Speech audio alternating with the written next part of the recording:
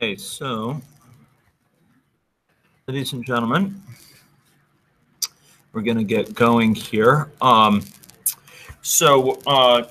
Today's discussion is going to build on the take-home exercise I asked you to follow, and is one of the last lectures. Possibly we'll do one more before we get to our major focus on agent-based modeling. There is one announcement. We have a problem set that I'm going to be distributing no later than Saturday. I'm extending the due date on it somewhat from what was anticipated in the syllabus because we needed to make sure today's material was included to give you the ability to really materially start it. And we're a little bit behind in lectures, and what that means is the assignment is going to be extended in its due date from what was originally anticipated. So I'm going to be releasing that. It will be a smaller assignment, and you'll have a somewhat smaller time to do it. I think it'll be about 10 days, but it'll be a smaller number of problems than was the case on either assignment 1 or assignment 3. Okay. So I will be posting that on Saturday at the latest, and I will let you know when it's up there. Today's material is critical for delivering on that problem set, so you want to pay attention. The exercise that you did, equally much so, is going to be very useful for this assignment. Okay, so as I said, we're finishing up our coverage of aggregate models which characterize a population into a series of compartments where each compartment counts the number of individuals who are of a certain state or have certain characteristics.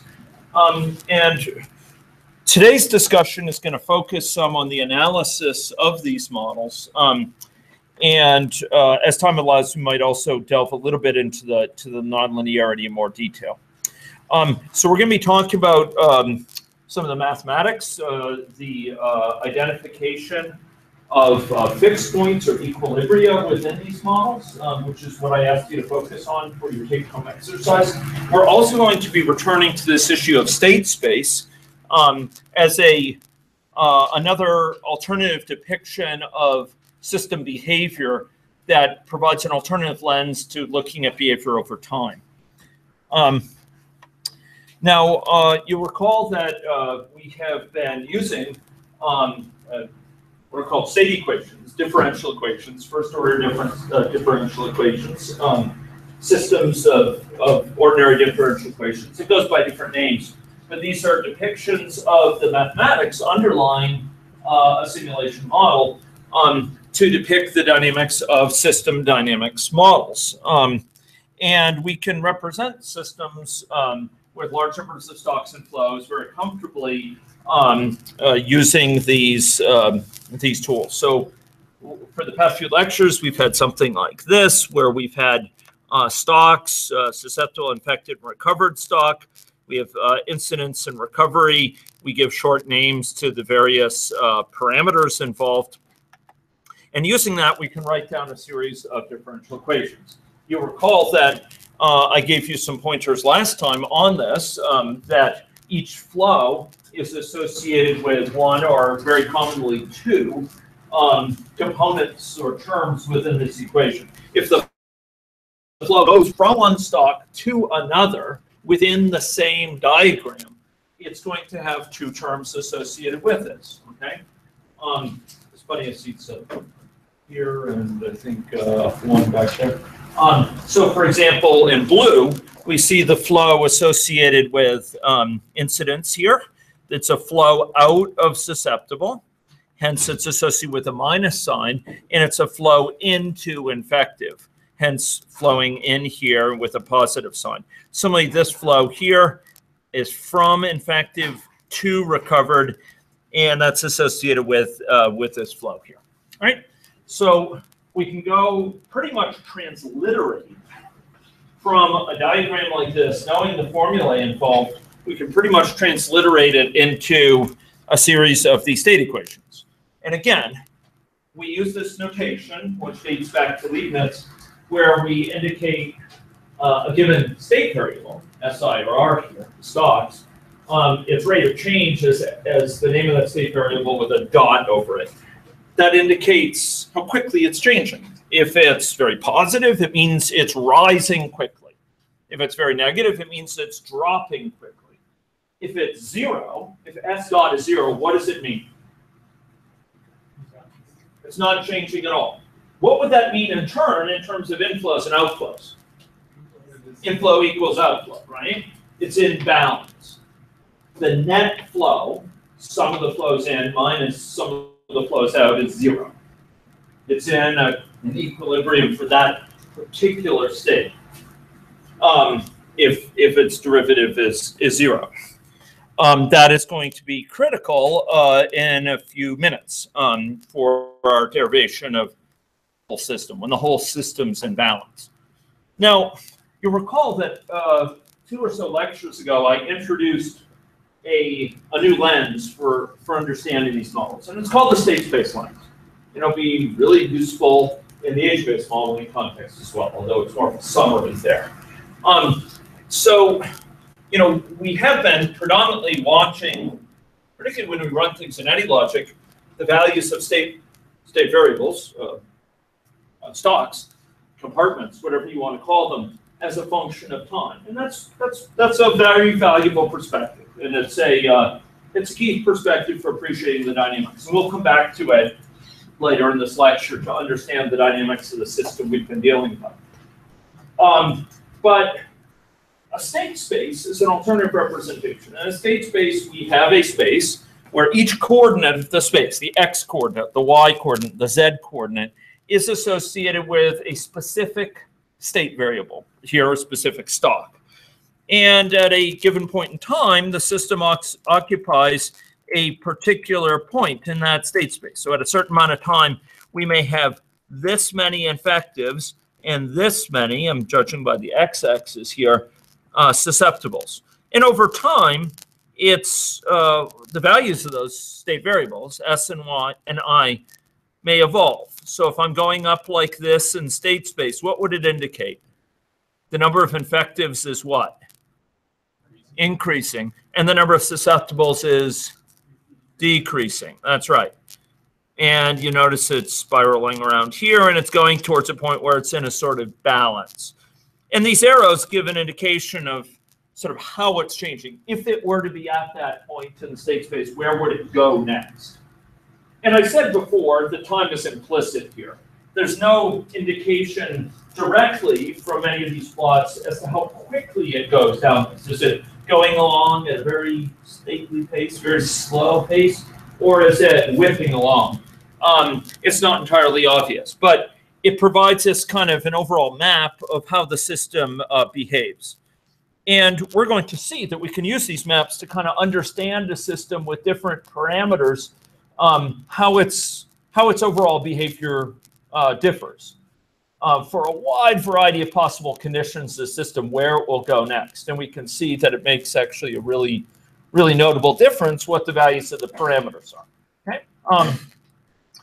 Okay. But we're going to use state space together with the types of graphs that we made. So I introduced for your consideration within our last lecture a system, and it was this system here. It was a system where we had people who started susceptible and could become infective through a transmission process by coming into contact with an infective. They could become infective and flow into infective, and then after some period of time, they could flow into a recovered state. Okay, we further simplified within our last system, within our last discussion, to a situation where we had equal birth and death rates. So we didn't have to deal with the whole population that's growing or shrinking. So I assumed a death rate here, and this is the notation I ended up using for the take-home exercise, a birth and death rate, both of which equal delta, hence this, right? So we have delta. So we have a certain birth rate, delta. It applies to the whole population. Maybe it's 1% per year or 2% per year. And so the number of susceptibles has an inflow equal to 2% of the whole population per year, or delta times n, where n is s plus I plus r. N is a constant here. Why is it a constant? Why is it a constant? Yeah, birth and death are equal, so it's different people over time, but the total population size stays the same. So we can call it conveniently n, which simplifies our life a little bit in terms of our analysis. So we have this birth flow into susceptible, delta n, and then we have flows out associated with death. Where are those flows out? Show me two of them. Delta S. Yeah, minus delta S and Delta I. minus delta I. That's right. So people are susceptible can die with a certain rate. So about 2% of susceptibles die per year. So we have 0.02 times susceptible is the per year rate of outflow. And because it's an outflow, it's a minus, right? Now, when we have a system like this, it leads to different dynamics than we saw previously, okay? In Statespace, if we had no births or deaths, what would happen is the system would start off with a certain number of infectives. Let's suppose it's very small, like 1, and a large number of susceptibles, say 1,500 here. And as the system evolved over time, what would happen is that susceptibles would decrease, infectives would increase until a peak, right? A peak in infectives. And then we would see successive decrease in the number of infectives and successive continued decrease in the number of susceptibles until we ended up in some state where there's some residual susceptibles, but the number of infectives has essentially gone to 0. It just keeps on decreasing arbitrarily. Now, you'll notice that this is a non-linear curve. It's not straight. It's not a straight curve, right? And here, you'll notice that if I pick different points on this curve, susceptibles plus infectives, the sum of those will be different. Why? What's not shown in this curve? What's absent from this curve? Recovered. Yeah, so some number of recovers. And indeed, when we go to a state where we have few susceptibles at the end and no infectives, essentially, we have quite a lot of what? People have recovered. So the number of recovers is quite large, right? So this was a situation where we had no birth and death. What would that look like in terms of the dynamics over time? What did that look like over time? If we graphed out the number of infectives over time and we graphed out the number of susceptibles over time, what did that look like? Does anyone remember? What did it look like when we had this situation with no births and deaths? What happened to the number of infectives over time? Okay. Okay, so at a certain point it will. So we had this, right? No births and deaths, right? No births and deaths. We had a fixed number of people in the population, fixed population size, and fixed numbers, fixed cohort, fixed group of people. And early on, the number of infectives increased exponentially. 1 infects 2, infects 4, infects 8, right? Doubling, doubling, doubling. It's a reinforcing feedback. It plateaued out at a point where what? Inflow equals outflow, or each susceptible infects one person before they recover. So all they do is replace themselves and they recover. So the number of infectives is no longer going up or down. It's staying in balance. And that's at that peak there. And then it came down. Why did it come down? There were two reasons why it came down. Susceptible people are running out. The number of susceptible is still dropping. Why is it dropping even though the number of infectives is dropping? Why is the number of susceptibles still dropping? Yeah, they're not getting replaced. I mean, all that can go is the same or down, and they're still getting some infected. Sure, the number of infectives is going down, but they're still infecting some susceptibles. So the number of susceptibles is dropping. So that's one reason that this curve here after the peak is dropping. What's another reason it's dropping? Because the inflow into it is also dropping. Why is the inflow into it? Well, because the susceptibles are dropping, but also because the number of infectives is dropping. So remember, the rate of change of I, this red curve, is given by inflow and outflow.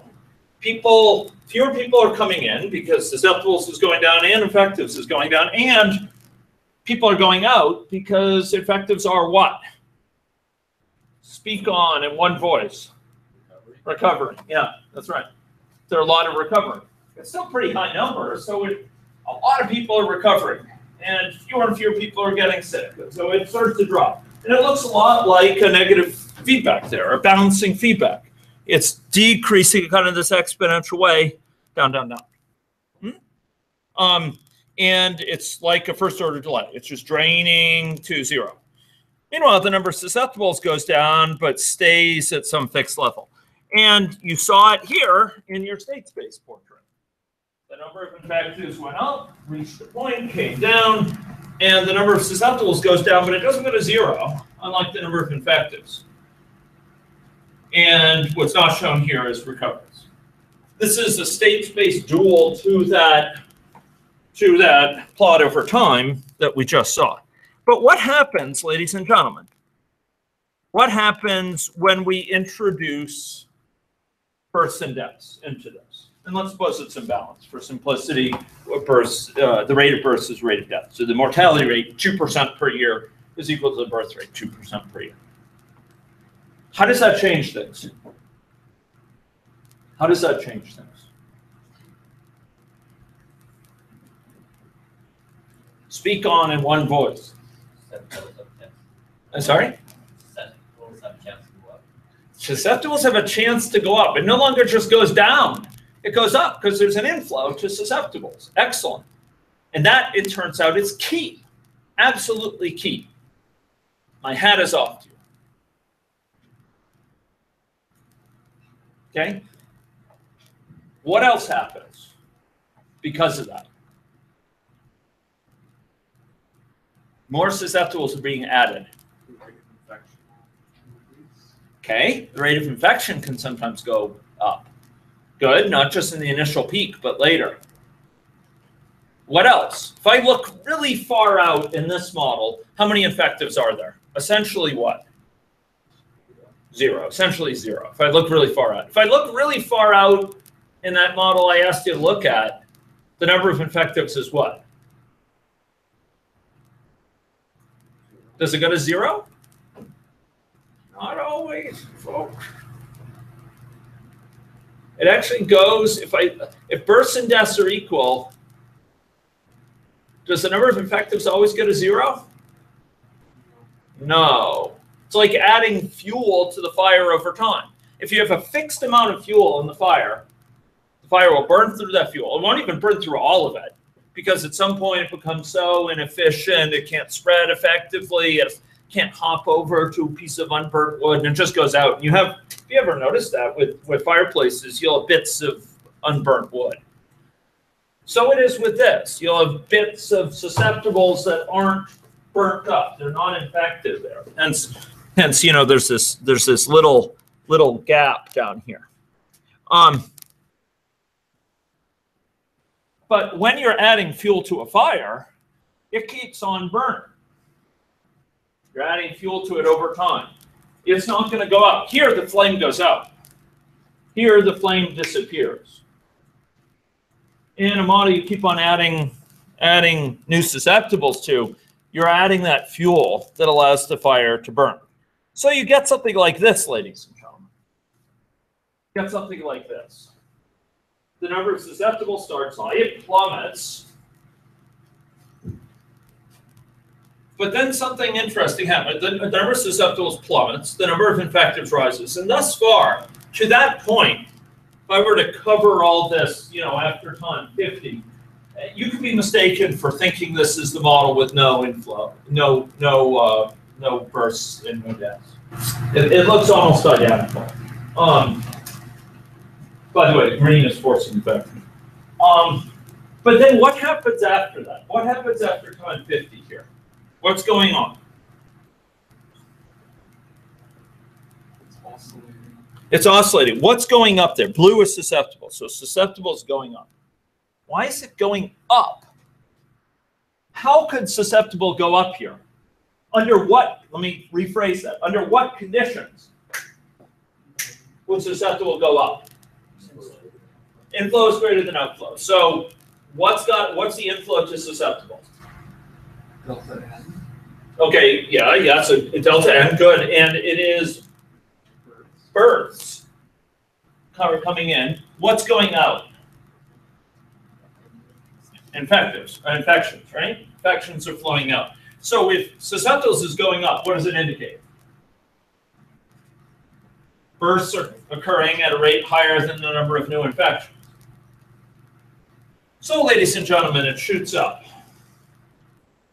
It shoots up. And it shoots up to a peak. At that peak, what is the case?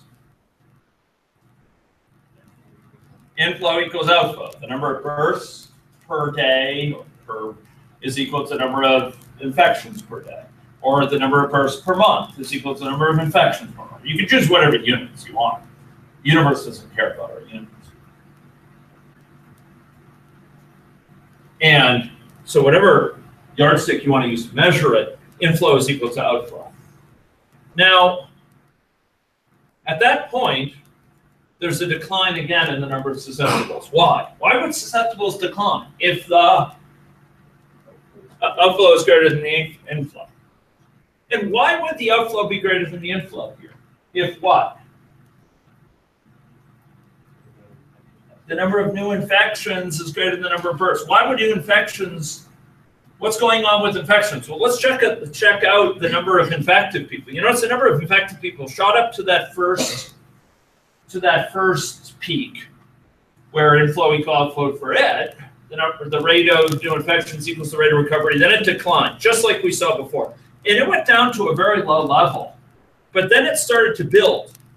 And it started to build. And it started to build. Why is it building through this period, say between about 150 and 200? Why is it going up there? Why would the number of new infections, of infected people be going up? If what? That stock will be going up if inflow is greater than outflow. What's the inflow? New infections. So why would new infections be going up? Because the number of susceptibles is high enough to sustain it. Now, you'll notice an interesting thing here, ladies and gentlemen. You'll notice the number of susceptibles is going up here. Even though the number of infectives is still going down. Around time 50 to 100, number of infections is dropping, but the number of susceptibles is rising. How can that be? I mean, the infections, the number of infectious people depends on susceptibles for new infections. How could it be that susceptibles is rising, but number of infective people is still going down? How could that be? How could that be? Riddle me that.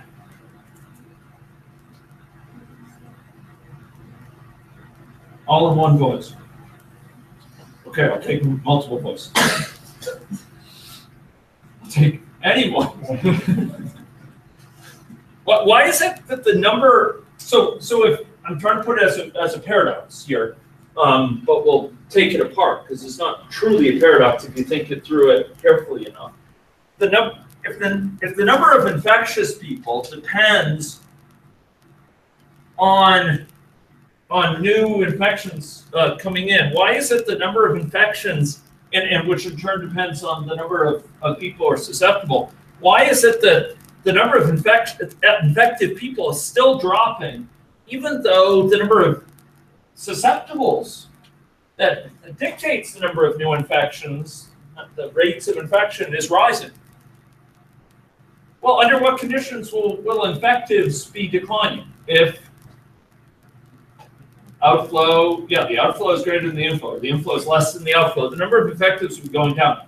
Is it possible that even though an inflow is rising, the outflow is greater than the inflow still? Is that possible? You could have a stock where you have here's a stock, we'll call it I. And we have inflow and we have outflow. Is it possible that the inflow to I could be going up, but we could still have a situation where the outflow is greater than the inflow? You bet. No reason you couldn't. In that case, if outflow is greater than inflow, even though the inflow is going up, what will the stock be doing? It'll be going down. Because the outflow is greater than the inflow. Stock will be going down. Even though the rate at which people are coming in is rising, it's still less than the outflow, right? Imagine your bathtub. You have the drain at full bore going out, and you're turning on the water very slowly, turning up, but it's still far less than the drain out. The bathtub's going to be full, right? It's not yet at that point of equilibrium. So the number of infectives is going down, ladies and gentlemen, because outflow is greater than inflow. The number of recoveries is exceeding the rate of recovery, so the number of recoveries per unit time, say per day, is exceeding the number of new infections going on. Until a certain point where what will be the case? Right around time 125 or so, what's the case? Finally, if number of infectives starts going up, it's a sign, sure as the sun will rise, that what? The inflow has reached the level of the outflow. So finally, the outflow, the number of people recovering per unit time, becomes less than the inflow, as dictated by the number of susceptibles. And so as infective starts to rise, it's very low, and hence the number of recoveries going on is small. But now we have quite a few infections going on. And it's rising. It's rising between about 125 and 100 and about 150. Number of infectives is rising. Why is the number of the number of susceptibles still rising? Even though the number of infectives is going up, we still have susceptibles rising. How could that be? The inflow for the susceptibles is greater than the outflow. How could that be? Well, even though the outflow is going up for it, the outflow for susceptibles is going up, the rate of what is still, it's inverse. It's still greater than it, and so it's going up. Number of susceptibles is rising because inflow is greater than the outflow, and yes, the outflow is rising, but it ain't at the point yet where it'll make the difference. By the way, take note of that situation 125. That's a very special situation where infectives makes the difference between going down and going up. Given that it's dictated by the value of the susceptibles, you might make note what the susceptible value is at that point too, which is an interesting value when you look later. In any case, number of infectives rises. Number of infectives is rising, and that eventually turns around the number of susceptibles, and then it goes through it all again. Number of susceptibles fall down.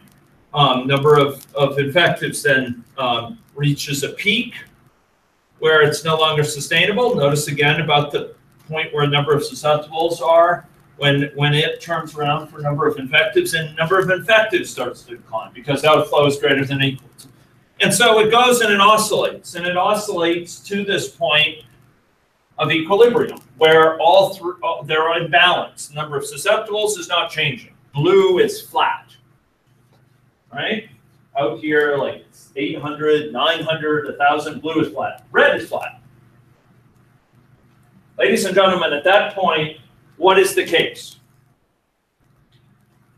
What is the case?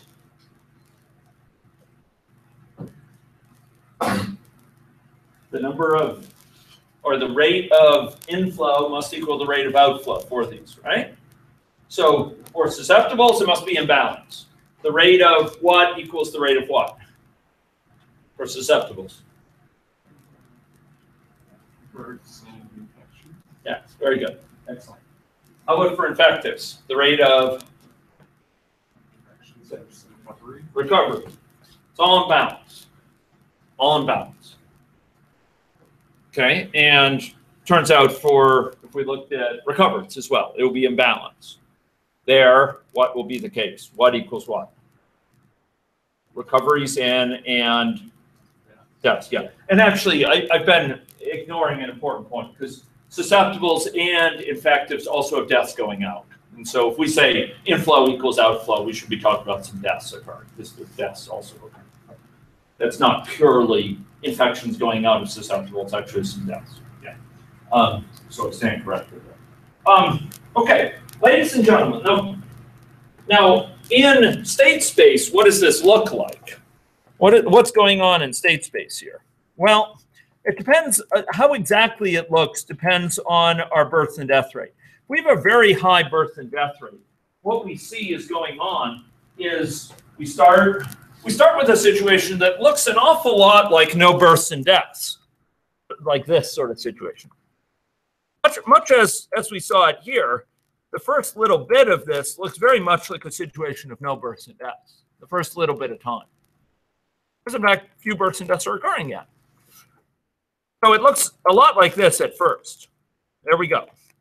It's coming up, and infectives are increasing, susceptibles are decreasing, and then it reaches the maximum, yeah, and it starts heading down. But instead of depleting and just heading down into the ground, it actually comes down and reaches this equilibrium.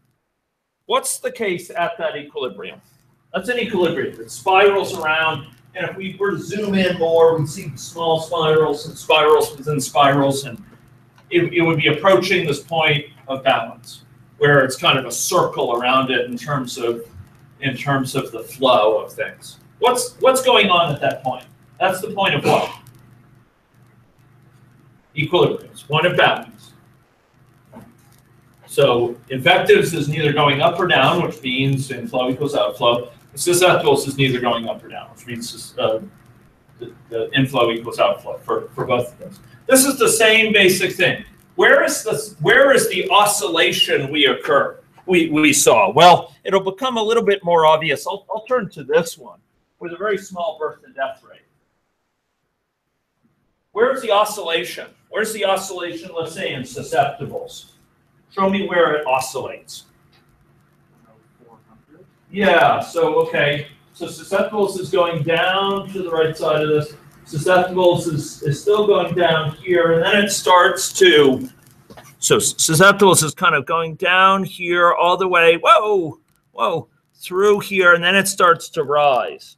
And then it starts to rise, and then it's falling, and then it's rising. That's the x-axis you should be following, right? That's susceptibles.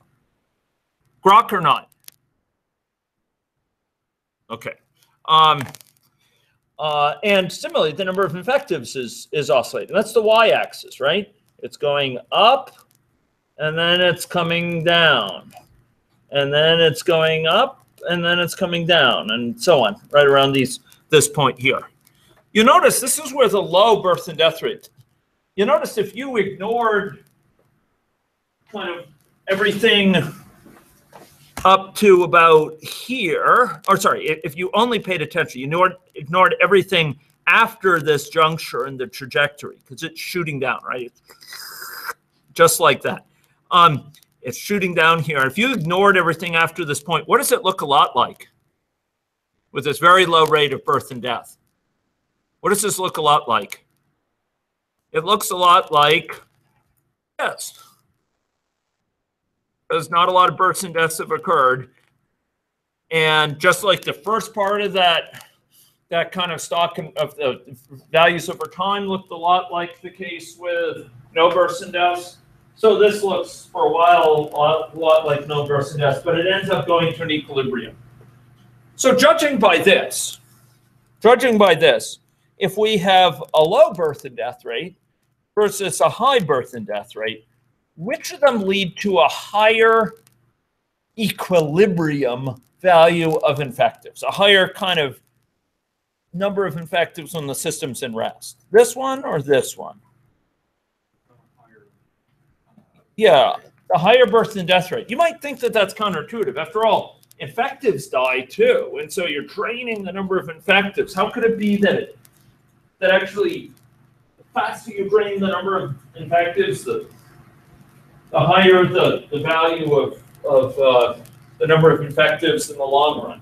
Well, it turns out that it is true you're reducing the number of infectives, but you're also increasing by having not just deaths but births. You're also increasing the number of what? Think fuel. Susceptibles. So you're also building the number of susceptibles, pouring in, ladies and gentlemen. And those susceptibles make for a very hot fire. It stays burning for a longer period of time. Okay? Statespace, ladies and gentlemen. Statespace is your friend. Now, let's look at this a little bit more, because there's actually a lot here. Consider this equilibrium value where the situation is in balance, ladies and gentlemen. When this reaches this equilibrium, blue is flatlined, red is flatlined. System's in equilibrium. The inflow equal the outflows. That's one way to describe it. How many people will an infective infect there before they recover? One. They'll replace themselves before they recover. So the number of infectives will stay constant. If they replace themselves with two, there'll be a net change positively for each infective. It breeds another additional one, and the number of infectives will be going up. So at that point of long-term balance, there's a balance here in terms of replacement. No, it turns out that that's a very stable point. If I went and I disturbed that, if I shipped a busload of infected people into Saskatoon, and they came to the university and distributed, even amongst us in this class, what would happen? What would happen at that point? I would argue it's stable. It'll pull back to that point. What's going to happen? It'll shoot up temporarily. Why will it go back to that point? Because each of those people that have been bussed in, maybe they'll infect one person, but if it's put the system out of balance, they're going to be draining. For each person they infect, they're going to drain the number of what? Susceptibles. It's going to plunge the number of susceptibles below its sustainable value, actually. And because it's lowering the number of susceptibles, it's actually going to be harder for those people, anyone who's infected, to infect another. And what's going to happen is the system's number of susceptibles will be depleted, and so the number of infectives will end up going down. It'll go back down to this situation where it's in balance, where the number of susceptibles is sufficiently high for each infective to infect at least one, and the number of infectives is in balance with those number of susceptibles. Okay. So by contrast, let's suppose at this point we drove in not just a bus, we drove in tractor trailers full of susceptible people just waiting to be infected here into Saskatoon. Okay. what would happen to those susceptible individuals?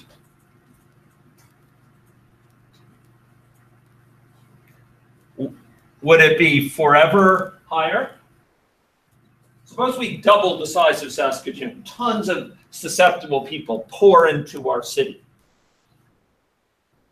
The bridge city is filled with susceptibles. They call it POW City for a reason. What's going to happen? What's the POW that's going to happen? There's going to be, with tons of susceptibles flooding around, what's that going to allow to happen? Infection will outbreak. You'll suddenly this ability for each infected to infect more than one person to replace them, because now they've got more people around them that are susceptible. So they can replace themselves with more than one sick person. And the number of susceptibles will be brought down again. Be brought down because this infection starts to spread efficiently. And it'll be brought down until the point where, once again, each infected replaces only themselves with a single person. So if the system goes out of balance, it's brought back into balance. It's brought back into balance by a feedback loop, a balancing loop. If the number of infectives is too high, it'll deplete the number of susceptibles, which will make infection transmission more difficult, which will lower the rate of new infections, which will bring back the number of infectives back into balance. If it's out of whack on the other side, that if we increase the number of susceptibles, it'll make infection transmission easier. It'll make it easier to transmit. Each infective will replace themselves with more than one infective, thereby draining the number of susceptibles, thereby bringing it back into balance. It is self-regulating. It is self-governing. It'll keep itself in that balance. It is, in a word, ladies and gentlemen, stable. Stable. That will be an important word, watchword for us. Okay? And it turns out that, just as we talked about before, the number of the fraction of susceptibles that surrounds an infected turns out to be a key limiter. If it's too small, they're not going to replace themselves with even one. If it's too big, the infection will multiply. So it's at that equilibrium point that you see it in balance. And I provided some points here. And when I asked you to pay attention to those points where the number of infectives turns around, changes from going down to going up, changes from going down to going up, you'll notice where those points occur. Changes from going up to going down. You'll notice where those occur. If you draw your line up here, you'll find that they always occur. Drag it up to the number of susceptibles here. It always occurs when the number of susceptibles is equal to what?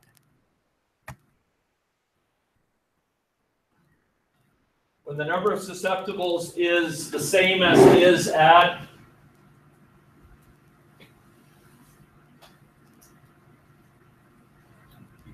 equilibrium. That's where the number of infectives have those points where it turns from going up to going down. That's where the number of infectives, in short, is in balance.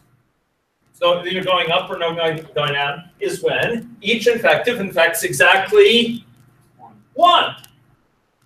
Those are those points, and those points occur here, here, here, here, and ladies and gentlemen, that is the equilibrium value of the susceptibles.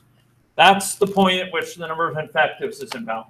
So this is a system that goes to an effective equilibrium that is balanced. What is that equilibrium? What are those fractions? That, ladies and gentlemen, is exactly what I asked you to focus on. And we'll come to that in just a moment. I do want to make one final comment here about this.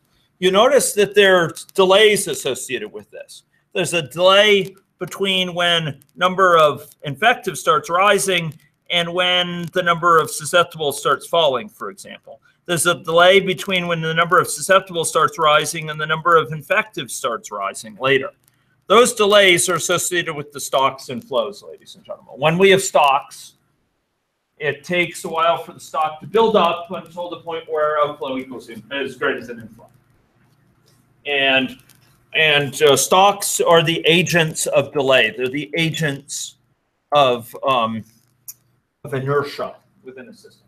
Okay, equilibria. These points of balance. How many are there with these systems? Well, in general, if we have n independent equations, we'll have n equilibria, n different points that will be at balance.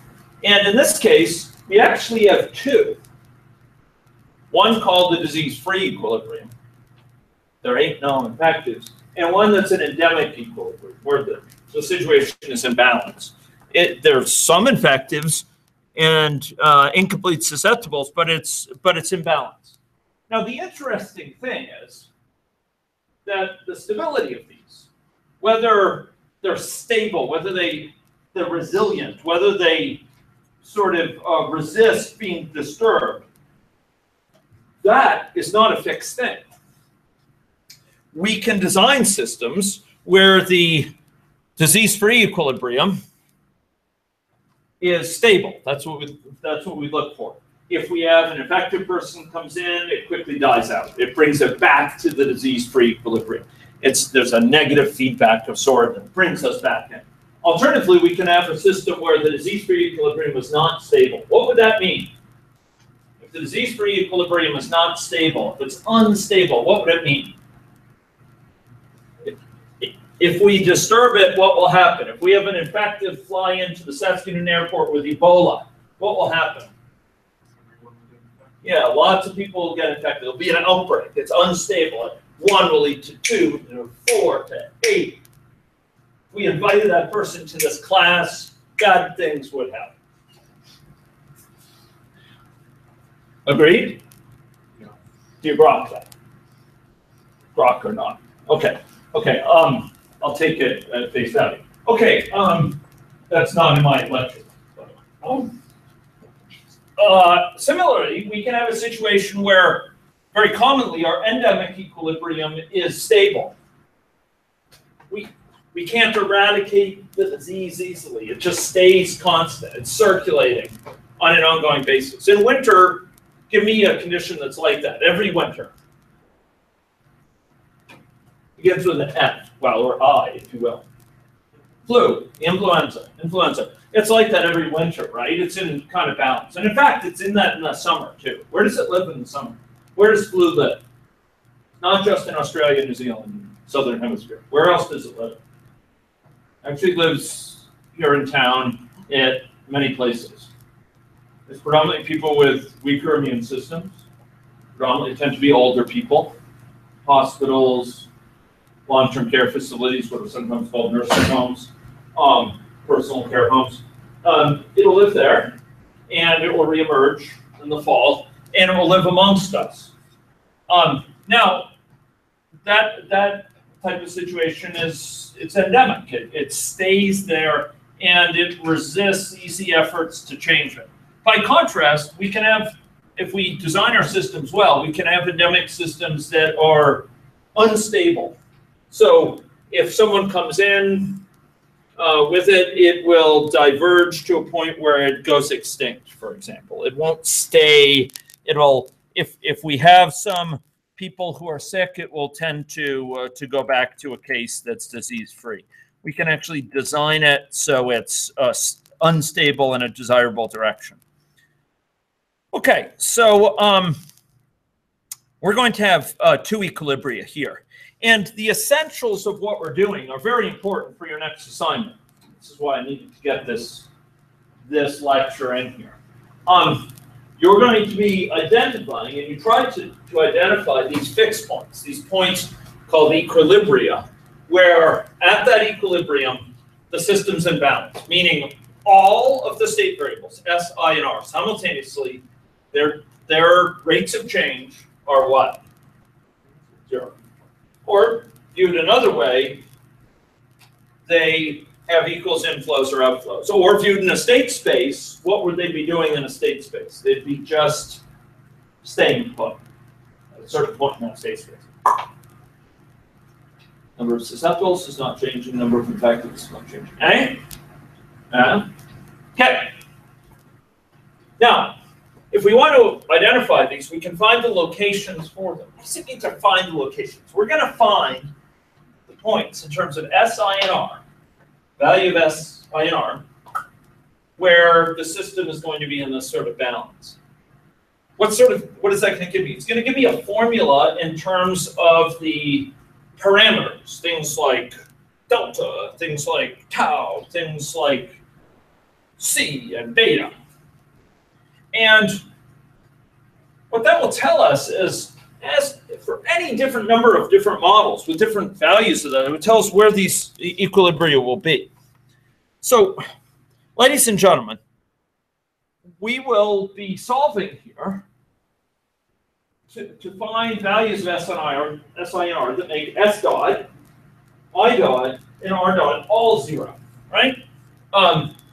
And we will solve for the SI and R, and we'll come out with solutions. And typically, there'll be more than one solution.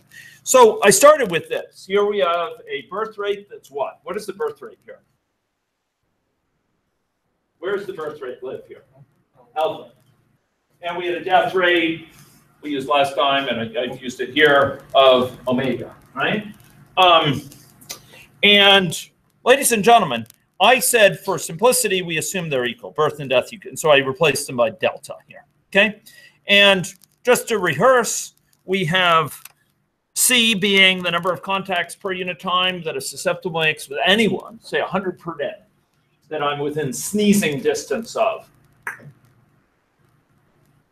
And then beta is what? What is beta here? Yeah, if a susceptible comes in contact with an infected, what's the probability that that contact will confer an infection? Imagine contact is needle sharing. I share needles with someone else. That other person is HIV infected. What's the chance I will get infected? Right? Okay. And tau, what is tau here?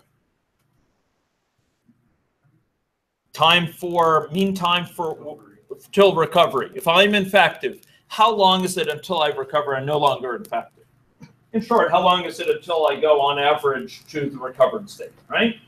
So, I mean, this is a practical thing. If you get influenza, you get sick with the flu, and your family's going to visit you, you're going to be wondering, well, let's see, I got the flu 5 days ago. Am I still infective? You know, if they come, I may have the sniffles. Maybe I even cough a little bit. But am I still infected? And that's what we're asking about. What's the average time you stick with the infection before you recover? You're no longer, in the sense you're no longer infected. That's what tau is. And delta here is the rate of birth and death, or let's say 2% per year. Okay, let's go see how we solve for this, right? Okay, so so our goal here is to find a situation we're seeking to find these equilibria. For each equilibrium, what will be the case? Simultaneously, what will be the case? S dot and I dot 0. Yes, S dot and I dot will equal to 0. You'll notice that we already simplified this a little bit by saying because birth and death are the same, we can replace S plus I plus R with N, and more than that, we have a situation where we know S plus I plus R is equal to N. I mean, it is. So if we just find S and I, or equally, we found S dot and I dot, we can determine R or R dot, respectively, right? So all we have to do is solve it for S and I, and we're home free. If we solve for S and I, R is just N minus that. Okay, so we want to find values of S, I, and R where S dot and I dot are equal to 0. Equal to 0. So we're going to look for sort of easy pickings. We're going to look for the low-hanging fruit here. What we got to do, we got to say, okay, these things are each equal to 0, and then we got to solve for them in terms of S, I, and R, in terms of these formulae involving C, beta, tau, delta. So what you look for first is you look for something that's really easy to solve So if I dot equals 0, which it needs to, so does S dot need to equal 0. But if I dot equals 0, here, if I look at the structure of this, I notice that there's a common term in all of these. I is in all of these. And if I see that, I say, oh man, that's easy pickings. That's low-hanging fruit, because I can just separate it out. I can just make it I times all of this, and it'll be really easy to get rid of that I. So I'm going to say this, okay, all of these have to equal to 0, right? And I can express the second one as I times this thing. And now things branch, because there's two cases under which these equal to 0. What are those two cases? I is equal to 0 is one possibility. And we'll go down that road in just a moment. The other possibility, which is more complicated, is what? This big hairy thing is equal to 0, right? And that's a possibility too. You'll notice that big hairy thing does not involve I, which is nice. It just involves S, which means we can solve for S. If that thing equals 0, we'll be able to solve for S. That's where it gets good. Okay, so let's deal with I equals 0, right? So if either term is 0, the whole thing will be 0. So we're gonna treat I equals 0. Okay, so if I equals 0, well, then it's a thing of delight. Because if I equals 0, we know the value of I, right? What's the value of I in equilibrium? 0. That's for that equilibrium, it's clear. What's the value of S? Well, to figure out the value of S, substitute I equals 0 in the S dot, right? This whole second term, C times I over N times beta times S, disappears, right? It goes to 0, because I is 0. So we just have what? What do we have to solve then? Delta N minus delta S equals 0. What does that tell us? Delta N and delta S have to be equal. Good, which would suggest that The entire population is susceptible. yeah, entire population is susceptible, as long as delta is non-zero. We'll sort of make, we can assume that. Okay, so S equals 0, folks. We're dealing with a case where we do have birth and death. So S equals N, rather. S equals N, and I equals 0. What does that tell us intuitively? This system is in balance. Is S changing? No, it's just a constant. N. Is I changing? No. What is R? N minus S plus I. What's that? 0. Okay, so what does that system look like? There's no disease. Everyone is susceptible. This is what's called disease-free equilibrium. There's no disease. It's not that you have to buy disease. It's not as free in that sense. You know, pay me 5 cents and I'll infect you or something like that. There's no disease in the population. Okay, this is disease-free equilibrium. Everyone is susceptible. Why is no one recovered? Let's think this through. Suppose there are a bunch of people. You might say, well, look, wait, I can have a disease-free equilibrium. I'll have half the people susceptible, half the people recovered. Just no one infected. That's all I care about. No one infected. No one's going to get infected. Why won't that be an equilibrium if I have half susceptible, half recovered? What will be going on over time? Days pass. Recovered people will die and foreign people will be susceptible. Yeah, recovered people will die. It'll be draining out of recovered. They can't go back to infected. Just drain out recovered, and they'll be going back to susceptible. So it won't be in balance, right? If you have the people recovered, days will pass, empires will rise and fall, and U.S. presidents who need to be out of office will leave office, and you know, R will fall, and S will grow, and it won't be an equilibrium until S is the whole population, right? Okay, so that makes sense. Everyone needs to be susceptible. Now, fixed point 2 is not so easy. It may not have escaped. It may not have escaped. Yeah. Okay, so what are we going to do here? Well, we can approach this in a number of ways. This goes back to this. We're dealing with the two cases here, ladies and gentlemen. One is the case of I equals 0. We did that. Now we know I is not equal to 0. Before we dealt with the possibility I is 0, and now we'll deal with the possibility that this big hairy thing is 0. Okay, if this big hairy thing is 0, right? What can we solve for quite easily? We can solve for S, right? Because we have that thing equals, this whole thing equals S, and there's all there is in here is an S and a bunch of constants. So we can solve for it. We can solve for it in terms of the others, right? So we'll solve for S, and then we're going to derive a formula for S in terms of I, and then substitute the value for S in there and simplify. Okay, so here we go. There we go, and we're going to solve for this, and we get something like this. We get something like this, ladies and gentlemen. S equals n over c beta times 1 over tau plus delta.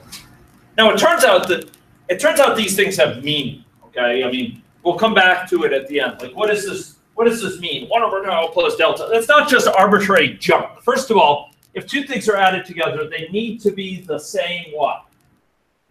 Unit or dimension. That's right. Not just dimension, but units as well, but certainly the same dimension. And both of these have a dimension of what? Oh, 1 over time. Tau is a rate. It's like 2% per year.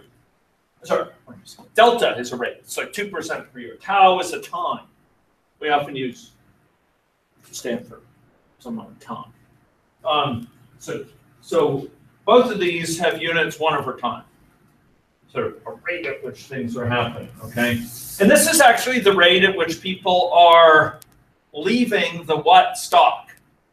What stock is drained at rate 1 over tau with one flow out and delta via the other flow out? Infectives. So this is the rate at which people are leaving infectives, turns out. It's sort of how quickly they're moving on from infectives at a rate of like 2% per day or 10% per day or 50% per day. Why is that important?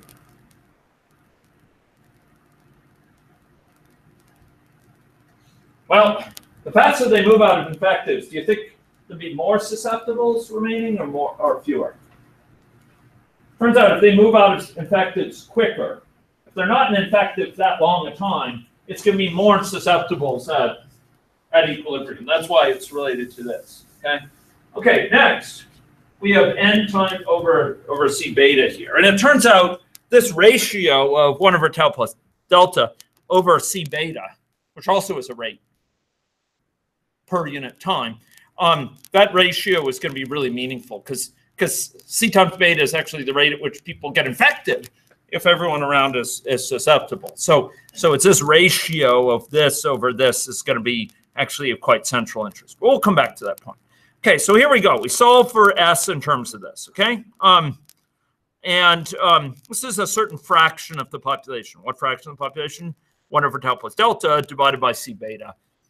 You know, that's the fraction of the whole population, and that is susceptible.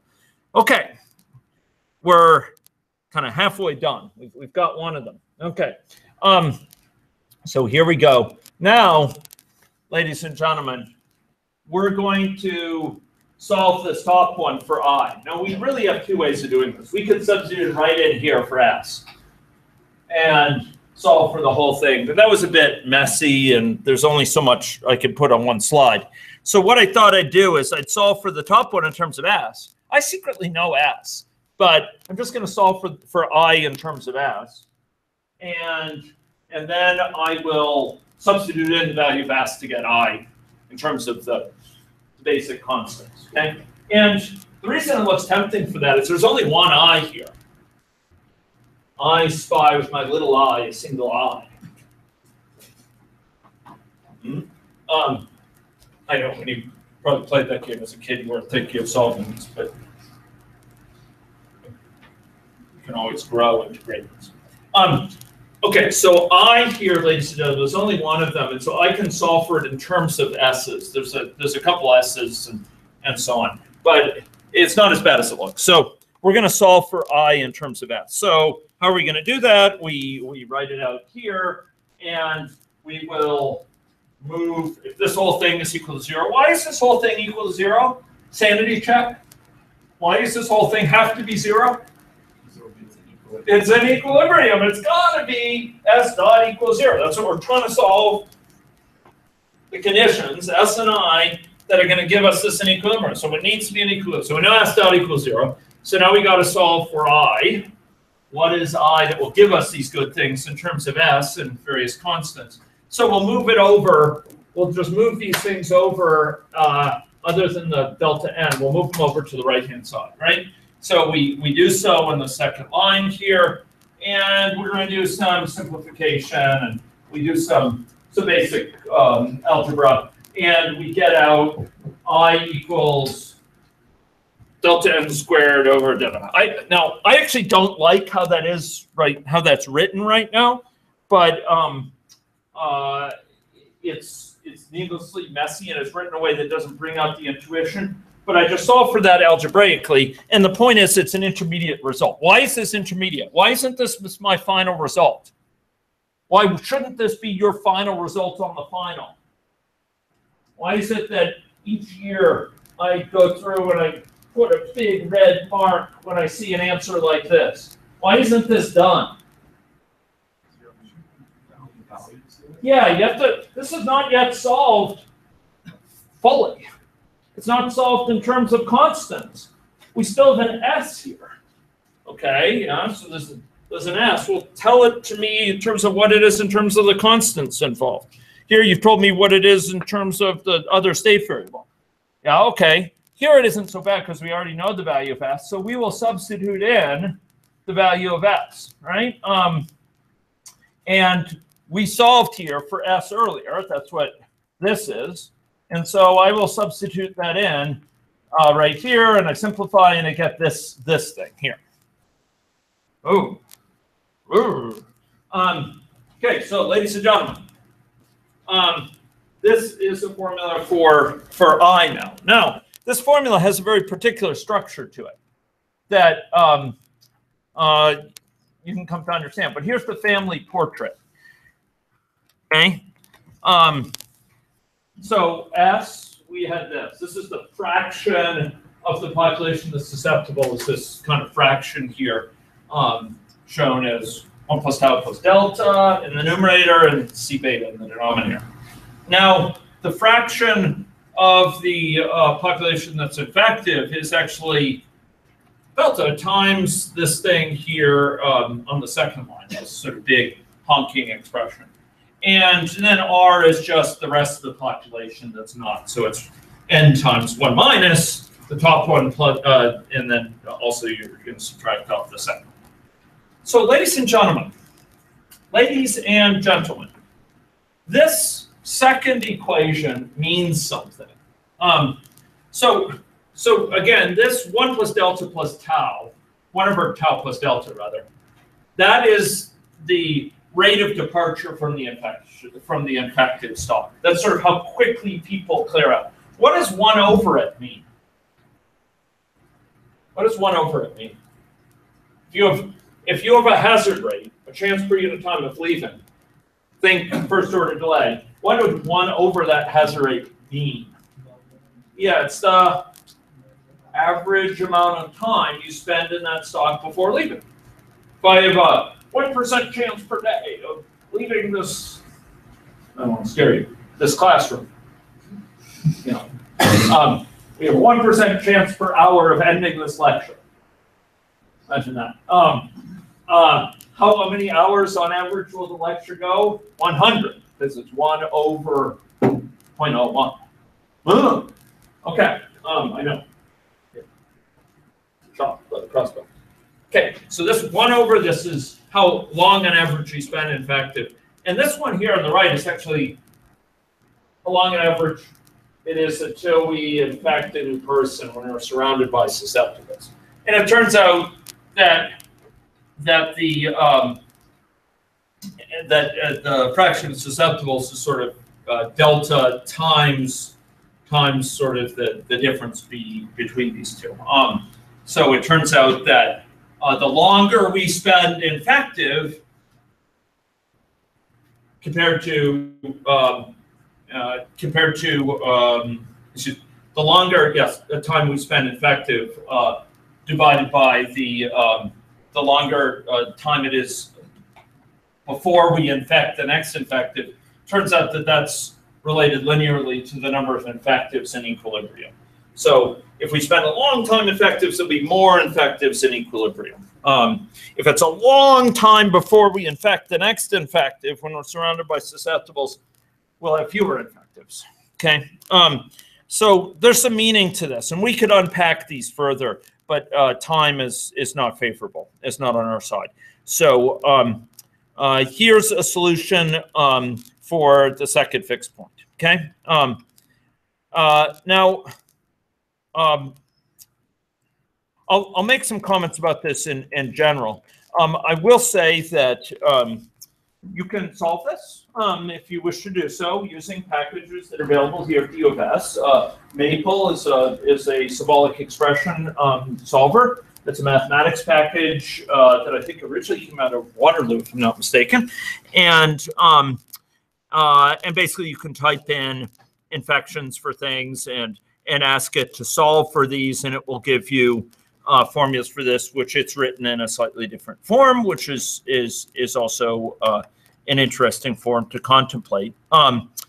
Another issue is, in general, when we have a large number of these equations, trying to get, if we have a large number of fixed points, like 5, 6, trying to get formulas for each of them in terms of the parameters is sometimes not possible. If we have just a few, we can typically solve for it. And this is a powerful thing. I mean, what this tells us is that whatever, you could give me any value of C and beta, any value of tau and delta, and I will tell you how they determine the long-term equilibrium. In short, I'll tell you how these where these graphs here with the state space will end up, whether they'll be further up or further down. We can determine that just by plugging in those values for C, beta, tau, etc. I don't have to do the simulation. I could say this is where it will be at stability. And I could ask, suppose I could double the amount of time, or suppose I were to have the amount of time someone stays sick. Suppose they were to double the rate at which people recover from infection.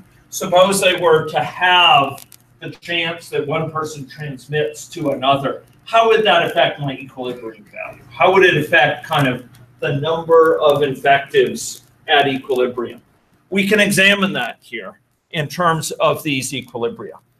This is the endemic equilibria, and this is the disease-free equilibrium that was back here. Okay, but that's not all. Particularly for the grad students and for interested undergrads, we can actually do something called examining the stability of each of these fixed points. So the idea here is, ladies and gentlemen, instead of just solving for where the equilibria are, the values of SI and R for one equilibrium versus another, we can actually determine which of them is attractive and sucks things into it. It brings things to it. If things are off from it, it will bring it back to this balance. Versus which of them are unstable, that if we disturb it, things will explode. We'll have an outbreak, say. An outbreak, or the infection will suddenly disappear. So by determining stability, we can assess the degree to which our system is resilient, say. The degree to which it resists infection being introduced into our city or what have you. And in general, it's desirable to have an endemic equilibrium that is stable or unstable. We generally like one that's unstable so that it will go instead. If we just have two equilibria, disease-free and endemic, if the endemic is unstable and the disease-free is stable, what will happen is it will tend to, if there's infection in the system, it'll be in balance until it's disturbed, in which case it will disappear. It'll disappear, it'll go to the disease-free state.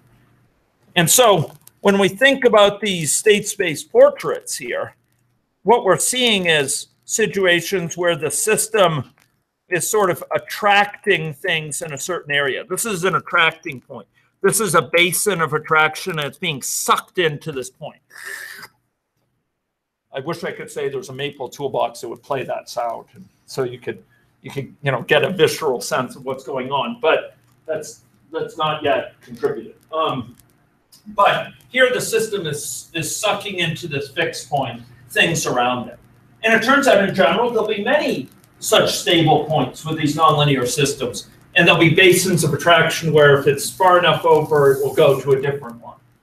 Generally, we want our disease, if we have a situation with just a disease-free, where everyone is susceptible, no one's infective, and we have one that's endemic. We'd like the endemic one to be unstable so that it'll be in balance if it's just at that point, but if it's disturbed, it will go to the disease-free state.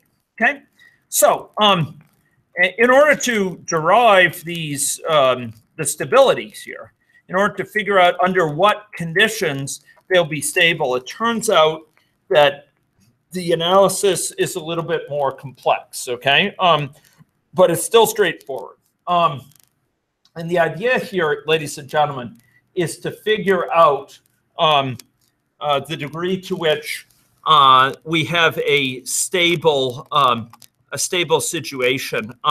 And I give an analogy here. If you have a simple one-dimensional function here, we're interested in if an area around a certain fixed point, in other words, where this equal to 0 is stable. To what degree does it draw back, or to what degree is it like this, where if you roll off either side, it will roll away from it?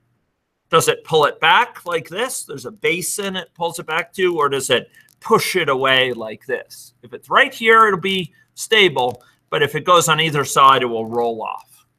Okay, that'll be unstable. This is stable, this is unstable. If we push it off slightly, it will fall down. Here, if we push it off slightly, it will roll back. This is associated with a negative feedback. This is associated with what? Guess what sort of feedback? Positive feedback. It's an unstable situation. It will diverge faster and faster, typically. Okay, and I give some derivations here for how to do this. The idea is that basically we linearize around a certain point, and we use what's called the Jacobian, which basically tells us around that point we sort of approximate as a linear system. We say roughly it's linear around there, and we ask about its eigenvalues. And sometime, a long time ago, perhaps for some of you, you took a linear algebra course and you derived eigenvalues for matrices that were small and simple to solve. Is that correct? You encountered eigenvalues? So eigenvalues are associated with eigenvectors, and they, in some sense, relate to the natural sort of coordinate system associated with a system. And it turns out that these systems that we've been studying have natural sort of ways in which to represent them around these fixed points. And typically what happens is around one of these fixed points, if it's stable or unstable or mixed, it will actually be sucking in from certain directions, from certain eigenvectors. If you come down those eigenvectors, it'll be sort of getting closer and closer to it, and it'll shoot out data, along others. So it'll amplify certain changes and bring it in on others, or it'll shoot out on all or bring in on all. And it turns out that Jacobian is the key for understanding that. Where is it sucking in, and where is it pushing out in the surrounding area around this vector? We don't have time to go into this in detail, but I provide slides for this. And if time allows me, I will give a special lecture on this for those who are interested. It's a lot of fun, and the state space portraits associated with this are really, really interesting to look at. But that's all we have time for today. So in short, ladies and gentlemen, I have shown you how to solve a series of equations for equilibria And you will be going through that in this next problem set for a separate example. And the graduate students and aspiring undergrads will further be able to analyze some aspects of the stability of the equilibria in ways that I walk you through on the problem set. I'll be releasing that by Saturday. Thank you very much. And be glad to answer questions in office hours as always.